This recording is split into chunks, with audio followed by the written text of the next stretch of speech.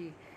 तो ज़ैबुन्निसा ज़ेबी आपसे मुखातिब हूँ और आज का मेरा जो मौज़ू है जो आज मैंने ये है वाजिबात नमाज क्या हैं, अरकान नमाज क्या है और नमाज की सुन्नतें क्या हैं। नमाज एक बहुत बड़ा मौज़ू है और इसमें बहुत सारे मौज़ूआत नमाज में आ जाते हैं। नमाज की इस्तिलाहात आ जाती हैं। नमाज पंचगाना है, तादात रकात है, शराइत नमाज हैं, तशरीहात है, नमाज के मुस्तहब और मकरूह औक़ात है। फिर नमाज जुम्मा आ जाती है, नमाज ईदैन आ जाती हैं, वाजिबात नमाज आ जाते हैं, अरकान नमाज हैं, नमाज की सुन्नतें हैं। तो नमाज के हवाले से ही जो है वो नमाज के बहुत से मौज़ूआत आते हैं। तो हमने चूँकि बहुत ज़्यादा तवील हो जाता है ये मौज़ू, तो मैंने आज को इसको मुख्तसर किया है। 2-3 प्रोग्राम नमाज के हवाले से किए, 2 प्रोग्राम 3 प्रोग्राम इससे पहले नमाज के हवाले से मैं कर चुकी हूँ। नमाज की इस्तिलाहात आपको बताई हैं, नमाज पंचगाना औक़ात क्या है, उनकी रकात क्या है, शराइत नमाज और तशरीहात वग़ैरह क्या है। तो आज जो है वो मैं आपको बताऊँगी कि वाजिबात नमाज क्या है, अरकान नमाज क्या है और नमाज की सुन्नतें क्या हैं। तो बाकी इंशाल्लाह फिर जो कुछ रह जाएगा इंशाल्लाह फिर वो अगले किसी उसमें प्रोग्राम में फिर मैं आपको ज़रूर इंशाल्लाह फिर बात करूँगी उस अगले मौजू किसी मौजू पर। तो बहरहाल नमाज का जो है यही मैं देख रही थी कि अगर मैंने कुछ और कोई मौजू इसमें और इजाफ़ा कर सकती हूँ तो मैं कर दूँगी आज ही, ताकि बाद में परेशानी ना हो। थोड़ी बहुत इस मौजू को फिर मैं वाइंड अप कर दूँ 1-2 दूसरे मौजूआत लेकर।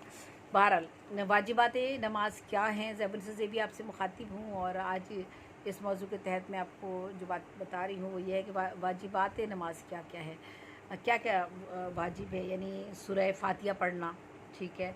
वाजिबात नमाज में जो चीज़ें आती हैं, सूरह फातिहा पढ़ना, फ़र्ज़ों की पहली 2 रकातों में सूरह फातिहा के साथ के बाद जो है उस एक सूरत ज़म करना या एक बड़ी आयत या 3 छोटी आयतें पढ़ना, ये सब वाजिबात नमाज में आएगा। फ़र्ज़ नमाज़ों की तीसरी और चौथी रकातों में सूरत फातिहा पढ़ना, लेकिन वाजिब और सुन्नत और नफल नमाज़ों की तमाम रकातों में सूरह फातिहा के बाद कोई सूरत पढ़ना, सूरह फातिहा को ज़म सूरत से पहले पढ़ना, तरतीब अरकान यानी नमाज में क़रअत, रुकू, सजदा उसमें तरतीब अपनी कायम रखना, क़ौमा करना यानी रुकू से उठकर सीधा खड़ा हो जाना, जलसा यानी दोनों सजदों के दरमियान में सीधा बैठना, और तादील अरकान यानी रुकू, सजदा, क़ौमा और जलसा और बाक़दरे सुबहानल्लाह ठहरना, और तादाद औला यानी 3 या 4 रकात वाली नमाज में 2 रकातों के बाद अत्तहियात पढ़ने की मिक़दार में बैठना, और फिर दोनों क़ौदों में अत्तहियात पढ़ना, और इमाम को नमाज फ़जर, मग़रिब, इशा, जुम्मा, ईदीन, तरावी और माह रमज़ान में वितरों में और बिलजहर यानी आवाज़ से क़रअत करना। अलबत्ता तन्हा वितर पढ़ने वाला क़रअत आहिस्ता करे, बाकी नमाज़ों में क़रअत सरी यानी आहिस्ता पढ़ना, अस्सलाम वालेकुम रहमतुल्लाहि का कहकर नमाज़ ख़त्म करना। नमाज वितर की तीसरी रकात में दुआए क़ुनूत के लिए तकबीर कहना, वितर में दुआए क़ुनूत पढ़ना, मुक़्तदी का खामोश खड़ा होना, मुक़्तदी को इमाम की इक़्तिदा करना और सजदा तिलावत करना, ईद उल फ़ितर और ईद उल अज़हा में 6-6 तकबीरें कहना, ये सारे वाजिबात नमाज में शामिल है। यानी ये सारी चीज़ें आपको नमाज में अदा करनी होती हैं या ये आपको याद रखना है। इसी तरह हुक्म है कि वाजिबात नमाज का अदा करना ज़रूरी है। अगर एक या एक से ज़ायद भूल हो जाए तो सजदा सहव कर लेने से नमाज दुरुस्त हो जाती है, और भूले का वाजिब छूटने पर सजदा सहव ना किया तो नमाज का लौटाना वाजिब होता है, दोबारा नमाज़ पढ़नी पड़ जाती है। अगर किसी ने सजदा सहव ना किया है और ना दोबारा नमाज़ पढ़ी तो वो गुनहगार और फासिक हो जाएगा। एक रकात में मुकर्रर फ़ेल ये है 2 सजदे, और अगर किसी ने दूसरा सजदा छोड़ दिया और दूसरी रकत के लिए खड़ा हो गया तो उसकी नमाज़ फासिद ना होगी बल्कि नाकिस हो जाएगी। अलबत्ता गैर मुकर्रर फ़ेल में मसलन रुकू क़याम में तरतीब फ़र्ज़ है, इसको तर्क करने से भी नमाज जो है वो नहीं होती है। और इसी तरह कुछ नमाज की सुन्नतें हैं, तर्क सुन्नत से ना नमाज टूटती है और ना सजदा सहव लाजिम आता है। और लेकिन आप क्या क्या है नमाज की सुन्नतें वो भी आपको पता होनी चाहिए। तकबीर तहरीमा से पहले दोनों हाथों का कानों तक उठाना, ठीक है, और तकबीर तहरीमा के वक्त दोनों हाथ की उंगलियां खुली और किबला रुख रखना, ठीक है, और तकबीर तहरीमा के वक्त सर को ना झुकाना, इमाम का तकबीर तहरीमा बुलंद आवाज़ से और बकिया तमाम तकबीरें बक़दर ज़रूरत बुलंद आवाज़ से कहना, और जो है वो اس کے بعد جو ہے ناف کے اوپر سیدھے ہاتھ کو بائیں ہاتھ پر باندھنا، ٹھیک ہے، یہ ہاتھ کا باندھنا سیدھے کا بائیں ہاتھ پر باندھنا ناف کے اوپر. اور ثنا سبحانک اللہم جو ہم پڑھتے ہیں آہستہ پڑھنا. تعوذ یعنی اعوذ باللہ جو ہم پڑھتے ہیں وہ بھی آہستہ پڑھی جائے. اور تسمیہ بسم اللہ الرحمن جو پڑھتے ہیں وہ بھی آہستہ پڑھیں.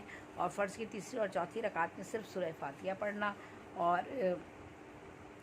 جو ہے وہ سنت کے مطابق قرأت کرنا، ٹھیک ہے. اس کے بعد انتقالی جو تکبیرات کہنا، یعنی رکوع میں جاتے وقت اللہ اکبر کہنا. رکوع اور سجدوں میں 3 بار تسبیح پڑھنا. رکوع میں سر اور پیٹھ کو ایک سیدھ میں برابر رکھنا. دونوں گھٹنوں کو ہاتھوں کی کشادہ انگلیوں سے پکڑنا. قوما کے وقت امام کا سمیع اللہ، جو ہم سمیع اللہ لمن حمدہ کہتے ہیں، مقتدی کا ربنا لک الحمد کہتے ہیں، تو وہ کہنا. اور تنہا نماز پڑھنے والے کا جو ہے وہ تنہا نماز پڑھنے والے کا دونوں کہنا، ٹھیک ہے. اور پھر سجدے میں جاتے وقت پہلے دونوں گھٹنوں کو، پھر دونوں ہاتھوں کو، پھر پیشانی کو زمین پر رکھنا اور ہاتھوں کی انگلیاں ملی ہوئی قبلہ رخ رکھنا. جلسہ اور تشہد میں بایاں پاؤں بچھا کر اس پر بیٹھنا اور سیدھے پاؤں کو اس طرح کھڑا رکھنا کہ اس کی انگلیوں کے سر قبلے کی طرف رہیں اور دونوں ہاتھ رانوں پر رہیں، ٹھیک ہے. اتحیات میں اشہد اللہ الہ جو ہم کہتے ہیں، تو کہتے وقت جو ہے وہ آپ کا شہادت کی جو انگلی ہے اٹھانا، اور اللہ کہتے وقت پھر ہم جب وہ انگلی کو جھکا دیتے ہیں اور آخر میں اتحیات تک درمیانی انگلی اور انگوٹھے سے جو ہے وہ ایک حلقہ بھی بناتے ہیں، تو یہ مد نظر رکھنا. اور قاعدہ اخیرہ میں اتحیات کے بعد درود شریف پڑھنا. درود شریف کے بعد دعا پڑھنا، پہلے دائیں طرف اور پھر بائیں طرف سلام پھیرنا. ہر جلسہ اور تشہد میں دونوں ہاتھ رانوں پر رکھنا. سلام پھیرتے وقت امام کا فرشتوں اور مقتدیوں کی نیت کرنا اور امام کا دوسرا سلام پہلے سلام سے پست کرنا، ٹھیک ہے. تو یہ نماز کی سنتیں تھیں. اچھا، اب واجبات نماز ہو گئیں اور سنتیں بھی میں نے آپ کو بتا دی. تو ارکان نماز بھی اس میں ارکان نماز میں بھی میں آپ کو تشریحات نماز میں بتا چکی ہوں، تو ارکان نماز بھی میں آپ کو بتاتی ہوں، کیونکہ واجبات بھی میں نے آپ کو بتا دی ہیں، سنتیں بھی بتا دی ہیں. اور تشریحات، شرائط نماز اور تشریحات ویسے میں نے پہلے بتائی ہیں، لیکن چلیے ارکان نماز بھی جو تشریحات آتی ہیں وہ میں ایک بار اور آپ کو اس لیے بتاتی ہوں کہ اس میں جن اصطلاحات کا ہم نے نماز کی ذکر کیا تھا وہ آپ پر تھوڑی سی واضح ہو جائے گی. تکبیر تحریمہ جو ہے وہ کیا ہے کہ تکبیر تحریمہ کے وقت جھک نہ جائے بلکہ سیدھا کھڑا ہو. حکم ہے کہ سیدھا کھڑا ہونا. اور قیام جو ہے ان ارکان میں سے، ارکان نماز میں سے ان ارکان میں سے کوئی رکن چھوٹ جائے تو نماز ہی نہیں ہوگی، نماز نہیں ہوگی آپ کی. یاد رکھیے گا جو ارکان نماز ہیں، یعنی تکبیر تحریم میں جو آپ کر رہے ہیں تو وہ جھک نہ جائیں بلکہ سیدھا کھڑے ہونے کا حکم ہے. قیام میں فرض اور واجب نمازوں میں اس قدر کھڑا ہونا فرض ہے جس قدر فرض قرأت پڑھی جاتی ہے اور قرأت پڑھی جاتی ہے. اچھا، بیماری یا دشمن کے خوف یا کسی عذر سے کھڑا نہ ہو سکے تو بیٹھ کر فرض اور واجب نماز ادا کر لے. اور نفل نماز بغیر عذر کے بھی بیٹھ کر پڑھی جا سکتی ہے. اچھا، اور قرأت جو ہے اور نماز میں کم از کم ایک بڑی آیت یا 3 چھوٹی آیات، یا یاد رہے کہ سورہ فاتحہ واجب ہے.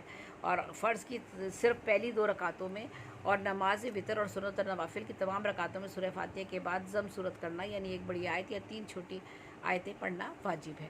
تو جہر یعنی آواز سے پڑھنے کا ادنا درجہ یہ ہے کہ پڑھنے والے کی آواز پاس والے شخص کے کان میں پہنچ سکے. اور خفی یعنی آہستہ پڑھنے کا ادنا درجہ یہ ہے کہ اپنی آواز اپنے کان میں پہنچے، ٹھیک ہے. اور رکوع کیا ہے، اس کا سنت طریقہ یہ ہے کہ سر اور کمر دونوں برابر رہیں، اس طرح کہ ہاتھ کمان کی تانت کی طرح تنے ہوئے ہوں اور کمر کمان کی طرح ہو، اور کمان کی طرح ہو جائے، اور پیٹھ ایسی برابر ہو جائے کہ اس پر پانی کا بھرا ہوا پیالہ رکھا جائے تو اس میں سے پانی نہ گرے. ہاتھ پسلیوں سے علیحدہ رہے، گھٹنوں کو دونوں ہاتھوں سے پکڑ لے. اور سجدہ کے دوران ناک اور پیشانی دونوں زمین پر رکھنی ضروری ہے ورنہ سجدہ نہ ہوگا. اگر بلا عذر صرف پیشانی سے سجدہ کیا تو وہ سجدہ ہی نہیں ہوگا، حکم ہے، ٹھیک ہے. اور اگر پیشانی اور ناک پر زخم ہو تو سجدے کا اشارہ یعنی گردن جھکا لینا کافی ہے. اگر قدموں کی جگہ سے سجدے کی جگہ 12 انگل تک اونچی ہے تو سجدہ ہو جائے گا، اگر 12 انگل سے زیادہ اونچی ہے تو سجدہ نہیں ہوگا. تو یہ آپ کو ارکان ہیں. اب یہ 2-3 اور رہ گئے ہیں، وہ بھی میں آپ کو بتاتی ہوں کہ ہری اور خشک گھاس اور دھنی ہوئی اور بے دھنی ہوئی روئی اور فرش پر تکیہ یا طے دار کیے ہوئے کپڑے پر اگر پیشانی टिक जाए और ये चीज़ें पेशानी के वज़न से दब ना जाएँ तो सजदा जायज़ होगा, वरना ना होगा। और घास, रुई, गल्ला वगैरह बोरियों में भरा हुआ हो और वो सख्त हो तो उन पर सजदा जायज़ है, वरना नहीं है। और कर्ज जिस चीज़ पर पेशानी टिक ना जाए और वो चीज़ पेशानी रखने के बाद दब ना जाए तो उस पर सजदा जायज़ है। नाक का सिर्फ सिरा रखने से सजदा नहीं होता, बल्कि नाक जहाँ तक सख्त है ज़मीन पर रखनी चाहिए। और आखिर में जो कायदा अकीरा है, इतनी देर मकदार में बैठना फ़र्ज़ है जितनी मकदार में अत्तहियात और जो है वो आप पढ़ लेते हैं, ठीक है।